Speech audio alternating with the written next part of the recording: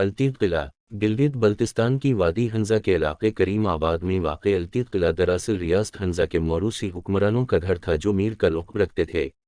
خیال کیا جاتا ہے کہ یہ قلعہ تقریباً 900 سال پرانا ہے، جو اسے گلگت بلتستان کی قدیم ترین یادگار کے طور پر دنیا بھر کے سیاحوں کے لیے ہمیشہ سے توجہ کا مرکز رہا ہے۔ ماضی بعید میں التیت قلعہ انتہائی خستہ حالی کا شکار رہا، لیکن بعد ازاں اسے آغا خان ٹرسٹ نے ناروے اور جاپان کی حکومتوں کی مالی امداد سے تزئین و آرائش کے بعد اصل شکل میں بحال کر دیا تھا۔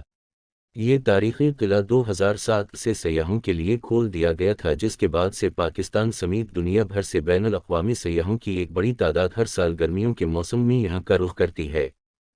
صادق گڑھ محل پاکستان میں فن تعمیر کی خوبصورتی اور شان و شوکت کے لحاظ سے سیاحوں کے لیے مشہور ترین مقامات میں سے ایک صادق گڑھ محل ہے، جو کہ صوبہ پنجاب کے جنوبی حصے ضلع بہاولپور کے ڈیرہ نواب صاحب میں واقع ہے۔ یہ محل مئی 1882 و بہاولپور کے بادشاہ نواب صادق محمد خان چہارم نے تعمیر کروایا تھا۔ اس دور کے ماہر انجینئرز کی نگرانی میں اس محل کی تعمیر پر لاگت کا تخمینہ 15 لاکھ روپے لگایا گیا تھا، جبکہ اس محل کی تعمیر 10 سال کی طویل مدت میں مکمل ہوئی تھی۔ یہ محل چاروں اطراف میں ایک اونچی دیوار سے گھرا ہوا ہے اور اس کے اندر سرسبز و شاداب باغات ہیں۔ ہر کونے میں گڑھ ہے اور عمارت کے بیچ میں ایک خوبصورت گنبد ہے۔ قلعہ روہتاس روہتاس قلعہ پاکستان کی سب سے متاثر کن تاریخی یادگاروں میں سے ایک ہے، جسے ایک جنگ جو بادشاہ شیر شاہ سوری نے 1540 اور 1547 کے درمیانی عرصے میں تعمیر کروایا تھا۔ یہ تاریخی مقام جہلم کے قریب دینہ شہر کے عقب میں واقع ہے۔ یہ قلعہ پوٹھوہار کے مقامی قبائل کو کچلنے کے لیے بنایا گیا تھا، جسے گکھڑ کہتے ہیں۔ دراصل شیر شاہ سوری نے گکھڑوں سے ڈر کر اپنا تخت بچانے کے لیے یہ قلعہ بنوایا تھا۔ 12 دروازوں والی بڑی چبوترا نما دیواروں کی دوسری جانب 30,000 آدمیوں کی فوج کی تشکیل کے باوجود قلعہ کو مکمل ہونے میں 8 سال کا عرصہ لگا۔ یہ قلعہ بے ترتیب شکل کا ہے، جو کہ مجموعی طور پر 5.2 مربع کلومیٹر کے رقبے پر پھیلا ہوا ہے۔ لال قلعہ مظفر آباد لال قلعہ، جسے مظفر آباد قلعہ بھی کہا جاتا ہے، کشمیر کے ضلع مظفر آباد میں دریائے نیلم کے کنارے واقع ہے۔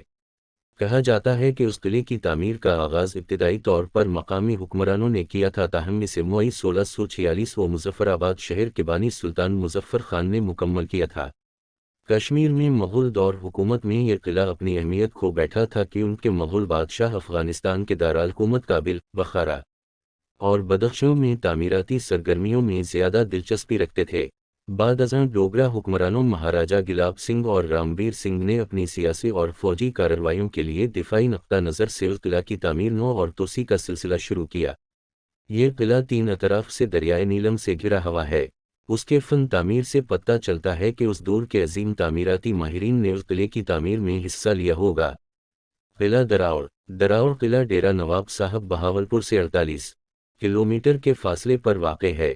یہ پاکستان کے سب سے بڑے مربع نما قلعے میں سے ایک ہے اور آج بھی بہت اچھی حالت میں ہے۔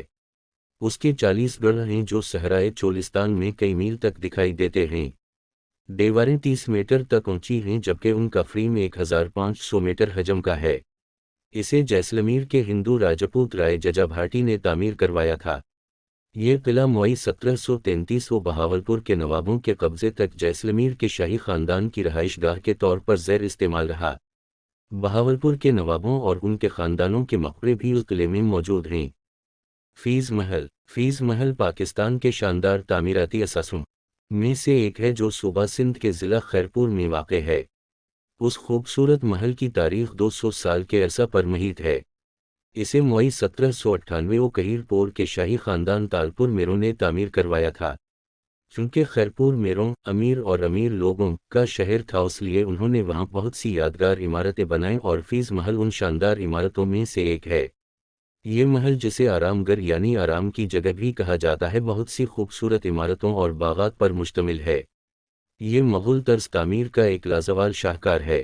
بالا حصار قلعہ بالا حصار خیبر پختونخوا کے صوبائی دارالحکومت پشاور کے تاریخی مقامات میں سے ایک ہے۔ 19ویں صدی کے اوائل میں بالا حصار قلعہ افغان بادشاہوں کی رہائش گاہ تھا۔ اس قلعہ کو بالا حصار کا نام پشتون بادشاہ تیمور شاہ درانی نے دیا تھا، جس نے قلعہ کو افغان درانی سلطنت کے سرمائی دارالحکومت کے طور پر استعمال کیا۔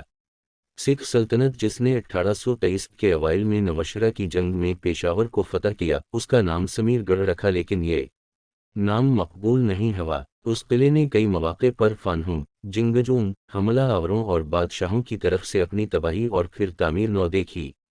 آخری تباہی افغان بادشاہ شیر شاہ سوری نے دی تھی اور مغل بادشاہ ہمیون نے اس کی تعمیر نو کی تھی۔ ہمیون بادشاہ نے خود اس قلعہ کی تعمیر نو کی نگرانی کی کیونکہ وہ اسے ہندوستان کی فتح کے لیے استعمال کرنا چاہتے تھے۔ رانی کوٹ قلعہ۔ قلعہ رانی کوٹ، جسے سندھ کی عظیم دیوار بھی کہا جاتا ہے، سندھ کے ضلع جامشورو میں کیرتھر سلسلے کے لکی پہاڑوں میں واقع ہے۔